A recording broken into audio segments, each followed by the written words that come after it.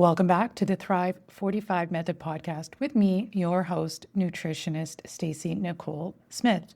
And this is the space where we talk all things weight loss and wellness for the woman in perimenopause and menopause. Now, let's get started with today's episode.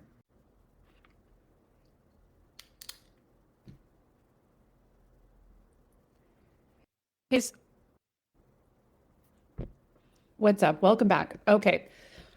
Today, you guys have voted to hear about why low carb diets don't work for weight loss in peri and menopause. And this is one of the most common ways that women revert to when they want to lose weight is to go low carb. I hear it probably daily from women wanting to lose weight. And they're like, well, I'm just going to drop my carbs. It worked for me before. That means it works. Respectfully, it didn't work, because if it did, you wouldn't have to do it again. It would have worked and the results would have stuck the first time, right? So especially as we are women over the age of 40 and sometimes younger, sometimes it starts at 35. It's a little bit different for everybody, sometimes a little bit later. But when we do start to experience those hormonal shifts of perimenopause, as before we're transitioning again into menopause, carbs become even more important. They're essential. So cutting them out is going to work against you. And I know this takes a little bit to wrap your mind around because we're used to doing it. And one of the reasons is because, over the past, if you're in, my age group over 50, it used to be the Atkins diet. And now it's called keto. And there's always some form of a low carb diet. And these companies make hundreds of millions of dollars. And the reason they make hundreds of millions of dollars is because we keep going back to them because they don't last. They don't work. They keep us stuck in this cycle. They keep us as return customers. So especially as we're going through these changes, it's going to work against you. And we're going to go into that today, why. So first and foremost, one of the reasons that we always revert to it is because we get a quick win. And as humans, we just like a quick win, right? And the quick win is that initial weight loss, but it's actually in the form of water weight because carbs hold water. That's what they do. So when you initially remove carbs, you'll release some water weight. So you think it's working, but it's just a short, quick win that the minute you reintroduce carbs, you're going to gain that water weight right back. So we want something long-term and lasting. Additionally, carbs, especially at this age, as you may have already noticed, maybe you're having some issues with your appetite. Maybe you're having some issues with your sleep or your moods. And carbs help to calm our nervous system. And so you do not want to be removing them because we want as much nervous system support as we can get. They are very calming to our system, and they also help with sleep. When we don't get good sleep, our hunger hormones are out of whack, and it's a cycle, right? Like it feeds into itself, and it can just spiral downward really quickly. And then you get frustrated thinking nothing's working, and you restrict even more. And it feeds into itself in a negative way. So first, important to understand, obviously, not all carbs are created equally. The simplest way is you want to have carbs with fiber. That is literally the simplest thing you need to know. And one of the very important things for weight regulation in peri and menopause is fiber. Most women do not get enough fiber. So even if you just track this one thing, just out of curiosity to see where you're at with everything, see if you're eating 30 grams of fiber a day. Most women are not even getting close to that. Now, the only way to get fiber is carbs. Carbs are fiber. Well, some of them have been stripped of fiber, and those are the ones you want to avoid. As we're at this age, we are more sensitive to blood sugar fluctuations. When our blood sugar is unstable, it then affects our insulin response. Insulin is a fat storage hormone. So when we're doing things based on carb count or calorie count, we could very well be working against our body chemistry at this time. We want to eat in a way that stabilizes blood sugar, because if you're not stabilizing your blood sugar, you're getting an insulin response, and that's telling your body to store fat. So even if you're eating low carb, you could still be not only not losing, but gaining, because we're not stabilizing our blood sugar and getting the proper insulin response. So carbs with fiber are essential for blood sugar stability. This is one of the big things we want to be looking at, blood sugar stability. The other one is, like I just mentioned, is about our mood regulation. mood, sleep, appetite. We need carbs for this. And that's tied in also with cortisol. So we are having elevated cortisol at this age, which means we are more sensitive to stress, less resilient to stress. And when you remove carbs, this is stressful to the body. So it's actually making that response even worse. So we want to have those carbs for that calming response and to have that serotonin production.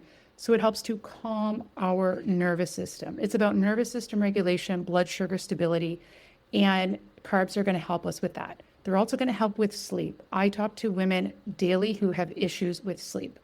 Carbs are going to help you with that, but it's got to be the proper carbs. And we want to, of course, be having the proper amounts. Just because they're necessary, it is, in fact, very possible to have too much of a good thing. So we want to be having carbs in the form of fiber. So again, if you were going to just track one thing, just out of curiosity to see where you are, see how many grams of fiber you're having every day. You want to aim for about 30.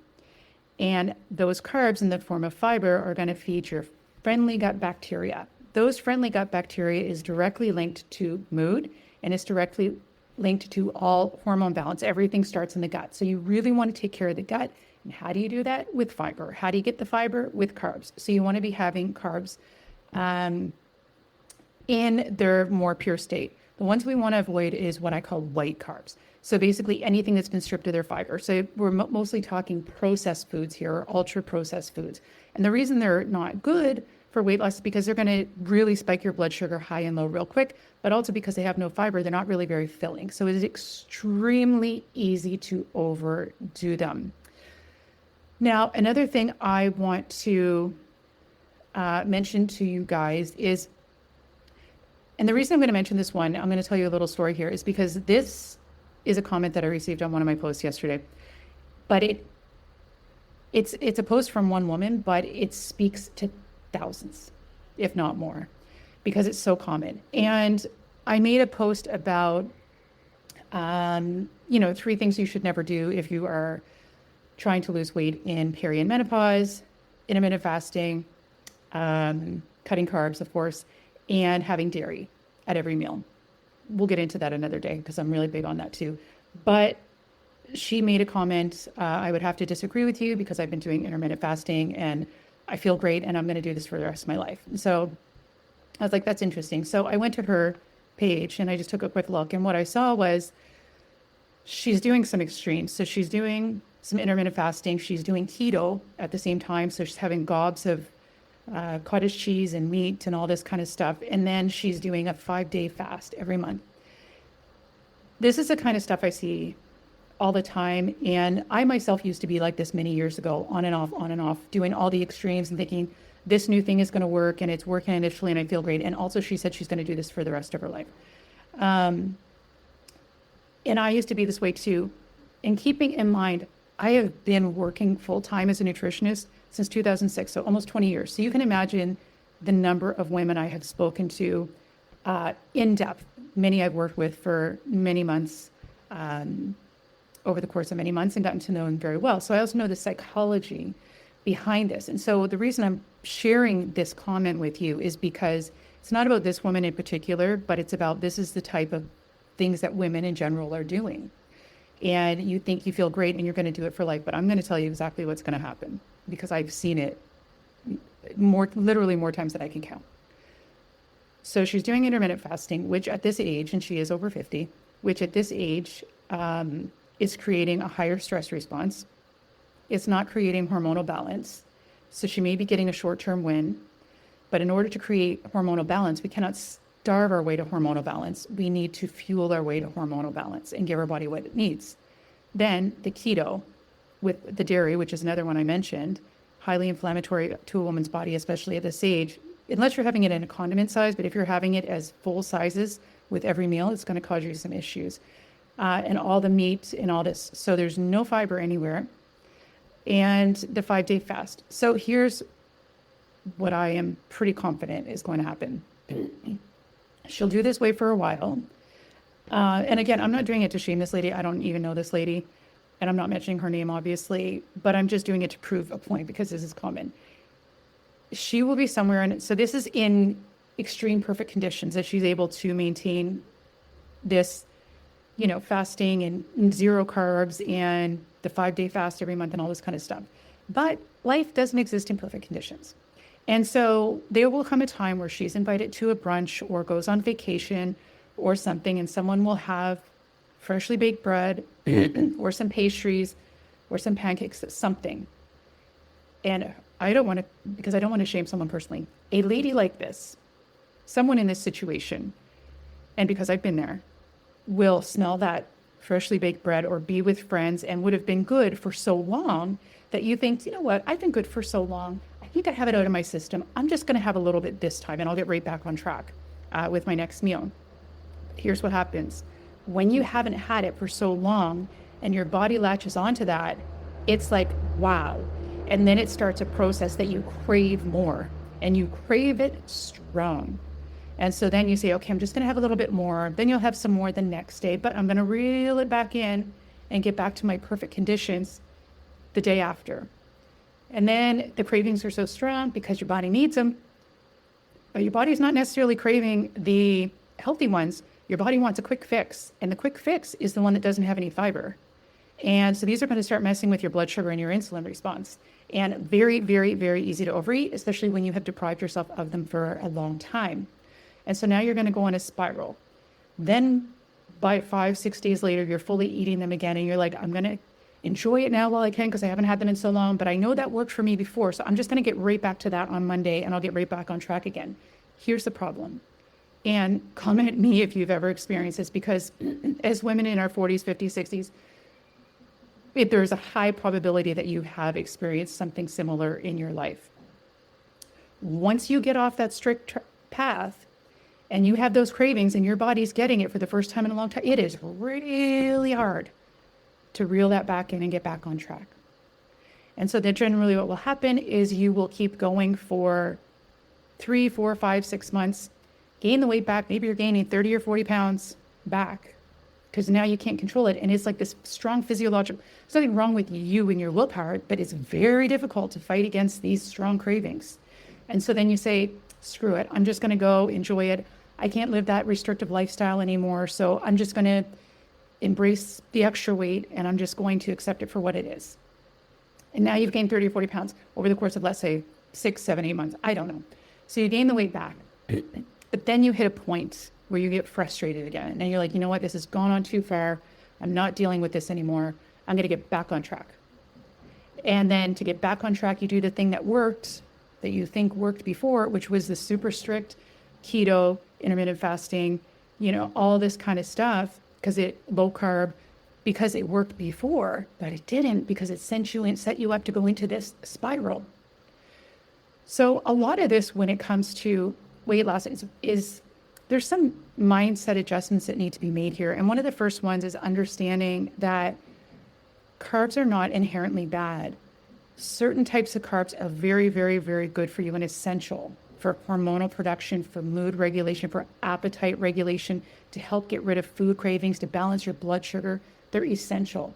And when you eat them in the right way and you have the proper ones, those are going to help you regulate your appetite, so you don't feel the need to go off on a binge, and you don't have all these crazy cravings that are very difficult to suppress, and you don't have to fight through willpower, and then you don't have this rebound weight gain that you get so frustrated with, and you want it off so quickly, and you've had enough that then you go to super, super severe restrictive again.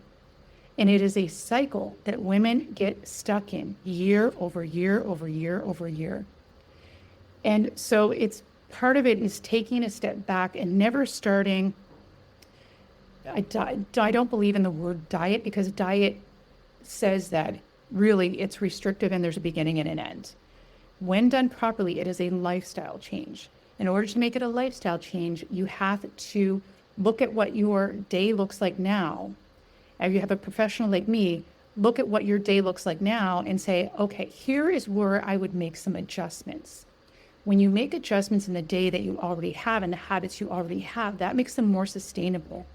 And you have to do it in a way that fits with your lifestyle, so that if you are on a weight loss journey and you're doing it the right way, If you are like this example I just gave, and I'm assuming this is going to happen to her, and I'm very confident that something along those lines will, because I've seen it more times than I can count. Definitely over, I would say, thousands of times. And it's just such a pattern. But if you're doing things the right way, you're balancing your blood sugar, you've got a regulated appetite.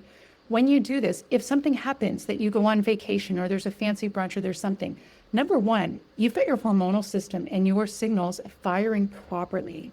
So something like that isn't going to veer you off track. You're just going to eat a bit of it and you're going to enjoy it and you're going to move on, because it's not going to elicit these crazy cravings that come when you've been severely restricted for a while, and then you get a little bit of the good stuff and it just sends you off on a spiral.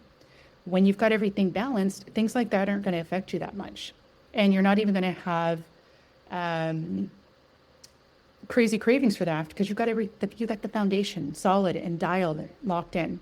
So a little here and there, whatever, is not really going to be a big deal to you. When you have a strong foundation, your body can handle a lot more than you think. And that stuff starts to lose its appeal when you've got your blood sugar and everything balanced, so you're not having cravings. So anyway, I hope that helps you guys. Drop your comments below if you have them. I know the not cutting carbs is, you've got to wrap your mind around it, because this has been drilled into our brains for years. Low carb, keto, Atkins, right? And so you have to really understand there's two different types of carbs, and nothing is off limits completely. It's just about eating the proper foods at the proper times of day, plenty of them. Like, you should never be starving or having to have willpower. And that's going to help. The good carbs are going to help to regulate your mood and your appetite and gut health and everything. So I hope that helps you. Drop your comments below. Also, I created a quiz for you guys. If you are experiencing, or you want to know if you're experiencing hormonal weight loss resistance, there's one of 3 predictable patterns that I have found. If you want this, I created a short quiz for you. It takes 2 minutes. Comment below quiz and I will send it to you. When you do the quiz and you get your results, you will also get recommendations. You'll get an explanation for what does this mean exactly. And I'd like to hear, when you do the quiz, if that resonates with you. And it will also give you some recommendations on what to do to deal with that weight loss resistance pattern. So again, if you want that, comment below this video quiz, and I will be very happy to send that to you. Anyway, I hope that helps you. When in doubt, fiber. That's the simplest way to remember it. Anyway, and see if you're getting at least 30 grams a day. Anyway, enjoy the rest of your day. Bye. Thanks for listening. I hope you found this episode helpful. If so, please be sure to like and subscribe to be notified when new episodes are released.